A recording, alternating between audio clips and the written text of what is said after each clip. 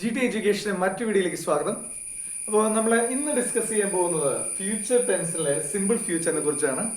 ഇപ്പോൾ നമുക്ക് എല്ലാവർക്കും അറിയാം, പ്രസന്റ് ടെൻസിലും പാസ്റ്റ് ടെൻസിലും പോലെ ഫ്യൂച്ചർ ടെൻസിലും 4 ടെൻസ് ഫോംസ് ഉണ്ട്. That is simple future, future continuous, future perfect and future perfect continuous tense. അപ്പോൾ സിമ്പിൾ ഫ്യൂച്ചറിന്റെ ജനറൽ ഫോം എന്താണ്, ഏതൊക്കെ സിറ്റുവേഷൻസിലാണ് അത് ഉപയോഗിക്കുക എന്നുള്ളതിനെ കുറിച്ചൊരു വളരെ ഷോർട്ടായുള്ള ഒരു വീഡിയോ ആണ്. നിങ്ങൾ ആദ്യമായിട്ടാണ് ചാനൽ കാണുന്നത്, തീർച്ചയായിട്ടും സബ്സ്ക്രൈബ് ചെയ്യുക, അതുപോലെ കമന്റ് ചെയ്യുക, മറ്റുള്ളവർക്ക് ഷെയർ ചെയ്യുക.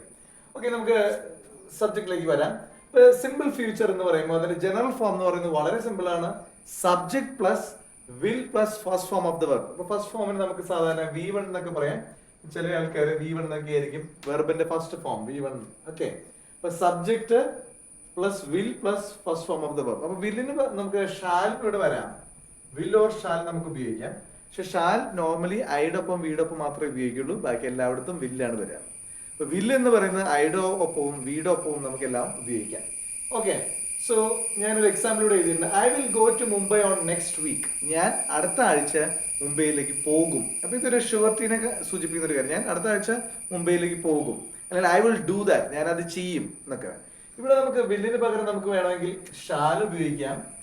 I shall go to Mumbai on next week. ഞാൻ അടുത്ത ആഴ്ച മുംബൈയിലേക്ക് പോയേക്കും. അപ്പൊ അവിടെ അത്ര ഒരു ഷുവർട്ടി ഇല്ലാത്ത കാര്യങ്ങളെ സൂചിപ്പിക്കാൻ നമുക്ക് ഷാൽ ഉപയോഗിക്കാം ഫ്യൂച്ചർ ടെൻസിൽ. ഇപ്പൊ നമ്മളിവിടെ വില്ല് വെച്ച് ചോദിക്കുകയാണ്, ഞാൻ അടുത്ത വീക്കിൽ മുംബൈയിൽ പോകും, I will go to Mumbai on next week. അപ്പൊ നിങ്ങൾ അടുത്ത വീക്കിൽ മുംബൈയിലേക്ക് പോകുമോ എന്ന് ചോദിക്കാൻ എന്ത് ഉപയോഗിക്കണം? Will you go to Mumbai on next week. വളരെ സിമ്പിൾ ആണ്.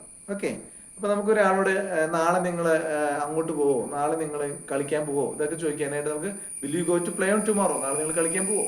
Will you go to Mumbai on next week, next വീക്കിൽ നെക്സ്റ്റ് വീക്കിൽ നിങ്ങൾ മുംബൈയിലേക്ക് പോകുമോ. Will you buy a bicycle tomorrow, നാളെ നിങ്ങൾ ഒരു ബൈസിക്കിൾ വാങ്ങിക്കുമോ. അപ്പൊ ഇങ്ങനെയൊക്കെയുള്ള ഉപയോഗിക്കാൻ വില്ല് വളരെ ഈസി ആയിട്ട് ഉപയോഗിക്കാവുന്നതാണ്. അപ്പൊ ഇതിന്റെ ഒരു ആൻസർ, അതിന്റെ പോസിറ്റീവ് സൈഡും നെഗറ്റീവ് സൈഡും ഞാൻ ഇവിടെ എഴുതിയിട്ടുണ്ട്. ഒരാൾ ചോദിക്കുകയാണ് will you go to Mumbai on next week. അപ്പൊ അതിന്റെ ആൻസർ പറയാം യെസ് ഐ വിൽ. അപ്പൊ നമുക്കൊരു സ്പീക്കിംഗ് ഇംഗ്ലീഷിലേക്ക് ഇത്രയും ഐ വിൽ മാത്രം പറയേണ്ട കാര്യമുള്ളൂ. പക്ഷെ നമ്മൾ സെന്റൻസ് ആയിട്ട് എഴുതുമ്പോൾ yes I will go to Mumbai on next week. ഈ നോ ആണെങ്കിലോ നോ ഐ വോണ്ട്. അപ്പൊ വിൽ നോട്ട് എന്നുള്ളത് ഇതിനെക്കുള്ളിൽ നമ്മൾ കൂടുതൽ ഉപയോഗിക്കുന്നത് വോണ്ട് ആണ്. വിൽ നോട്ടിന്റെ ഫോമാണ് won't, WONT. Okay, no I won't go to Mumbai on next week or no I won't. വളരെ സിമ്പിൾ ആണ്. നിങ്ങൾക്ക് എല്ലാവർക്കും മനസ്സിലായെന്ന് വിചാരിക്കുന്നു. എന്തെങ്കിലും ഡൗട്ട്സ് ഉണ്ടെങ്കിൽ കമന്റ് ചെയ്യുക.